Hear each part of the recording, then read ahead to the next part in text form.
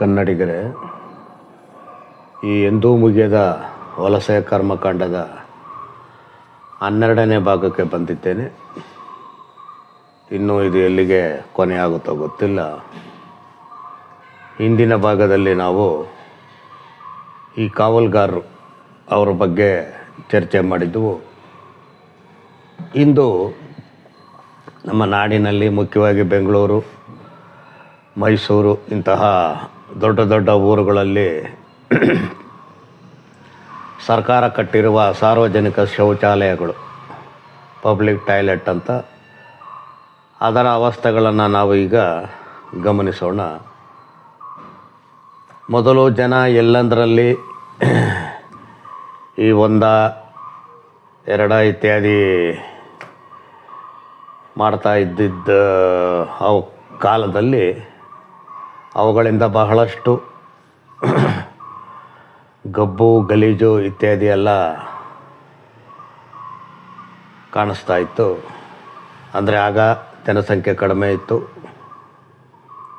ಪರವಾಗಿಲ್ಲ. ಆದರೆ ಇತ್ತೀಚೆಗೆ ವಿಪರೀತ ಬೆಳೆದಿರೋ ಜನಸಂಖ್ಯೆಯಿಂದ ಆಗಿನ ಕಾಲದ ಥರ ಹೊರಗಡೆ ಬೀದಿಗಳಲ್ಲಿ ಅಲ್ಲಿ ಇಲ್ಲಿ ಮಾಡಿದ್ರಂತೂ ಜನ ಓಡಾಡೋಕ್ಕೂ ಸಾಧ್ಯವಾಗಲ್ಲ. ಈಗ ಆ ನಿಟ್ಟಿನಲ್ಲಿ ಬಹಳ ಹಿಂದೆಯೇ, ಒಂದು 20-30 ವರ್ಷದ ಹಿಂದೆಯೇ ಸರ್ಕಾರ ಈ ಸಾರ್ವಜನಿಕ ಶೌಚಾಲಯಗಳನ್ನು ಕಟ್ಟಿ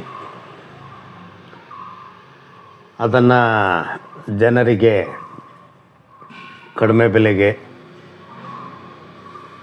ಅಥವಾ 1 ಇತ್ಯಾದಿ ಮಾಡೋದಕ್ಕೆ ಏನು ಬೆಲೆಯನ್ನು ನಿಗದಿ ಮಾಡದೆ ಬರೀ 2 ಮಾಡೋದಕ್ಕೆ ಮಾತ್ರ, ಅದನ್ನು ತೊಳೆಯೋದಕ್ಕೆ ಅದಕ್ಕೆ ಅಲ್ಲಿರೋ ಜನರಿಗೆ ಅಂತ ಒಂದಿಷ್ಟು ದುಡ್ಡನ್ನು ನಿಗದಿ ಮಾಡಿತ್ತು. ಆದರೆ ಕ್ರಮೇಣ ಅಲ್ಲಿ ನೋಡ್ಕೊತಿದ್ದಂಥ ಜನರು, ಅಂದರೆ ಅವ್ರು ಯಾರು ಸಾಮಾನ್ಯವಾಗಿ ಕನ್ನಡಿಗರಲ್ಲ, ಈ ತೆಲುಗು, ತಮಿಳು ಇತ್ಯಾದಿ ಜನ ಅಲ್ಲಿ ಅದನ್ನು ನೋಡ್ಕೊತಾ ಇದ್ರು. ಆಗ ಅಲ್ಲಿ ಗೋಡೆಗಳ ಮೇಲೆ ಅಥವಾ ಯಾವುದಾರ ಒಂದು ಹಾಳೆ ಮೇಲೆ ಬರೆದಿರ್ತಾಯಿದ್ರು, 2ಕ್ಕೆ ಇಷ್ಟು, ಆಮೇಲೆ ಮುಖ ತೊಳೆಯೋಕ್ಕೆ ಇಷ್ಟು, ಏನೇನೋ ಸರಿಯಾಗಿ ನೆನಪಿಲ್ಲ. ಆದರೆ ಇತ್ತೀಚೆಗೆ ಒಂದು 10-12 ವರ್ಷಗಳಿಂದ ಇತ್ತೀಚೆಗೆ ಏನಾಗ್ತಾಯಿದೆ ಅಂದರೆ, ಸರ್ಕಾರಗಳು ಮುಖ್ಯವಾದ ದಾರಿಗಳಲ್ಲಿ ಕಟ್ಟಿರುವ ಈ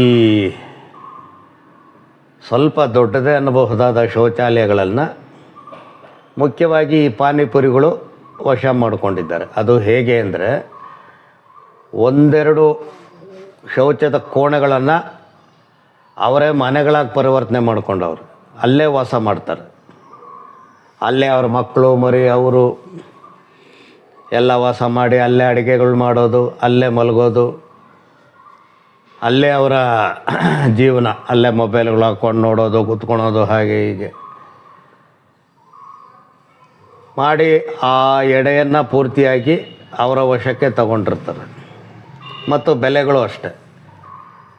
ಅವಸರವಾಗಿ ನಾವೇನಾದರೂ ದಾರಿಯಲ್ಲಿ ಓಡಾಡಬೇಕಾದ್ರೆ, ಒಂದಕ್ಕೆ ಹೋಗ್ಬೇಕಾದ್ರೆ ಮೊದಲೆಲ್ಲ ₹1 ಏನೋ ಕೊಟ್ಟು ಹೋಗೋರು ಜನ, ಇರಲಿ ಅವ್ರಿಗೂ ನೀರು ಹಾಕೋದಕ್ಕೆ ಅದಕ್ಕೆ ಆಗಬಹುದು. ಆದರೆ ಇತ್ತೀಚೆಗೆ ಬರ್ತಾ ಬರ್ತಾ ₹5ಇಂದ ₹10 ಬಂದಿದೆ ಬರೀ ಒಂದಕ್ಕೆ ಹೋಗೋಕ್ಕೆ. ಅದನ್ನು ಕೇಳೋ ಹಾಗೆ ಇಲ್ಲ. 2ಕ್ಕೆ ₹20.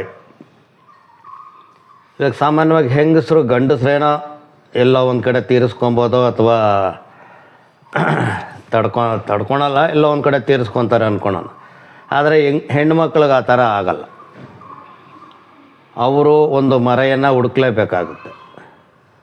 ಅಂಥ ಸಮಯದಲ್ಲಿ ಹಳ್ಳಿಗಳಿಂದ ಬಂದಿರೋರು ಇರ್ಬೋದು, ಅಥವಾ ಕೆಲಸ ಕಾರ್ಯಗಳಿಗೆ ಹೋಗೋರು ಇರ್ಬೋದು,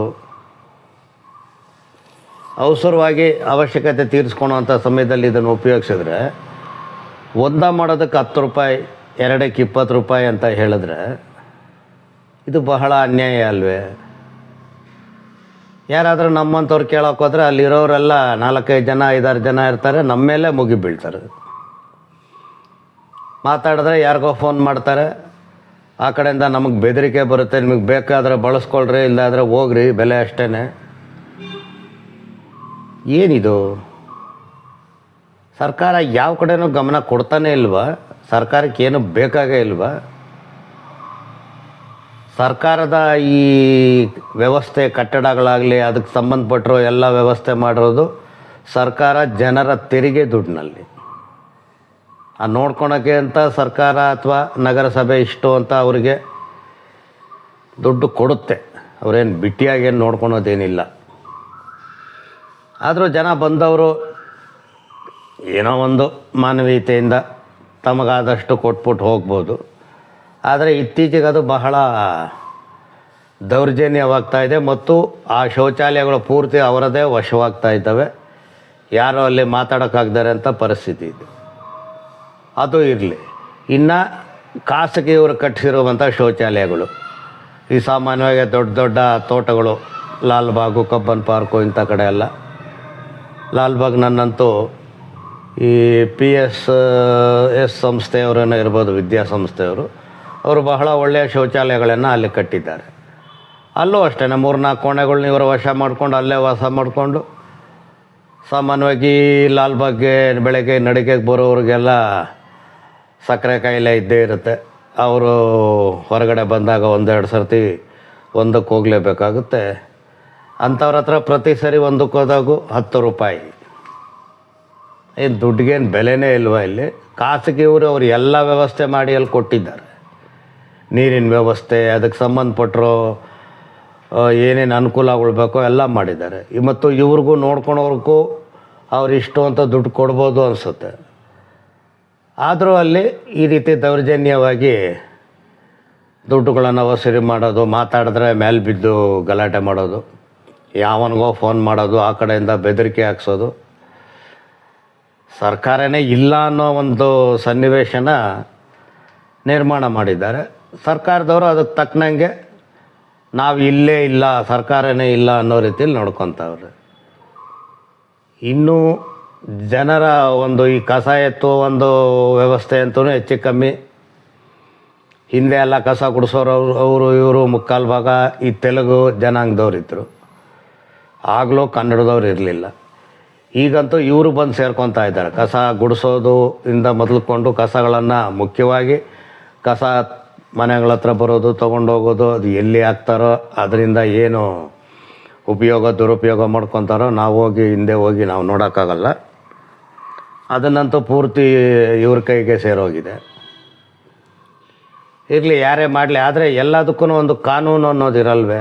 ಪ್ರತಿಯೊಬ್ಬರಿಗೂ ಒಂದು ಸಂಹಿತೆ ಇರಲ್ವೇ ಅದರಲ್ಲಿ?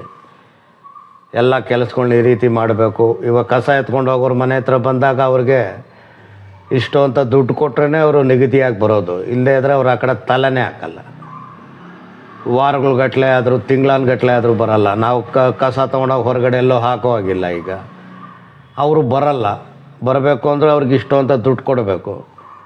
ಅದೇ ಮುಂದೆ ದಾರಿಯಲ್ಲಿರೋ ಅಂಗಡಿಗಳ ಹತ್ರ ಪ್ರತಿನಿತ್ಯ ಬರ್ತಾರೆ, ಅವರೇ ಕಸ ತೊಗೊಂಡೋಗ್ತಾರೆ, ಹಾಕ್ತಾರೆ. ಕೇಳಿದ್ರೆ ಅವರು ದುಡ್ಡು ಕೊಡ್ತಾರೆ. ಮನೆಗಳ ಹತ್ರ ಬರೋರು ನಿಗದಿಯಾಗಿ ಬರೋದು ಇಲ್ಲ. ಬಂದರೂ ಕಸ ನಾವೇ ತೊಗೊಂಡಾಗ ಹಾಕಬೇಕು, ಇರಲಿ ಹಾಕೋಣ. ಅವ್ರಿಗೆ ಸರ್ಕಾರ ಕೊಡೋದಂದಿರ ಜನನೂ ದುಡ್ಡು ಕೊಡಬೇಕಾಗುತ್ತೆ. ಕೊಡಲಿಲ್ಲ ಅಂದರೆ ಅವ್ರ ಈ ಕಡೆ ತಲೆನೇ ಹಾಕಲ್ಲ. ಅದನ್ನು ಯಾರೂ ಕೇಳೋದು ಇಲ್ಲ. ಹೀಗೆ ಪ್ರತಿಯೊಂದು ವ್ಯವಸ್ಥೆಯಲ್ಲಿನೂ ಅವ್ಯವಸ್ಥೆ ಈಗ ತಾಂಡವಾಡ್ತಾ ಇದ್ದು ಸರ್ಕಾರನೇ ಇಲ್ಲ ಅನ್ನೋ ಒಂದು ಮಟ್ಟಕ್ಕೆ ಬಂದಿದೆ. ಇದು ಹೀಗೆ ಮುಂದುವರೆದ್ರೆ ಬಹಳ ಅನಾಹುತ ಕಾದಿದೆ.